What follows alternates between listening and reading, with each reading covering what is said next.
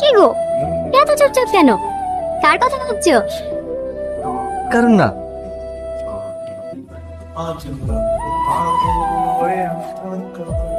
এদিক ওদিক কি দেখো? আমাকে দেখো।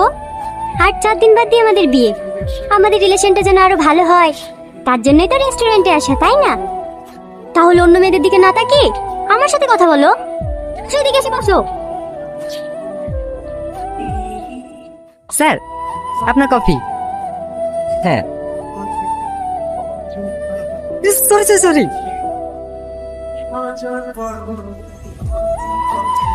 দিয়া তো কোথাকার দিলে দিলে বেশি করে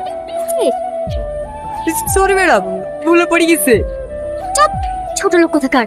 এই জামাটার দাম জানিস? তোর 1% মাইনে দিলেও এই জামাটার দাম হবে না। এসব চাষাদেরকে কেন যে রেস্টুরেন্টে রাখে সেটাই বুঝি না। ইডিয়েট কোথাকার। এদেরকে সাথী, এটা কি ধরনের আচরণ? কেন এত বাজে ব্যবহার করছো ছেলের সাথে? ওকে ইচ্ছাকৃত ফেলছে নাকি? বলছি তো ভুলে গেছে। কি? আমি তোকে ব্যবহার করছি? কি বলতে চাইছো তুমি? দাঁড়াও, দাঁড়াও। আমি ওকে বকছি তো তোমার তো ব্যবহার করছে কেন? বাবা দুটো টাকা আছে তো, তাই হামারা ভাব দেখে বেড়াও। মানুষকে মানুষ মনে করো না। আমি ভাবতে কি ভাই? তা নয় তো কি, এত সিনক্রেট করা কি আছে? বাড়ি গিয়ে জামাটা ধুই দিলেই তো ঠিক হয়ে যাবে। ঠিক হয়ে যাবে? আর এই নোংরা পোশাকে যারা আমাকে দেখবে তারা কি ভাববে?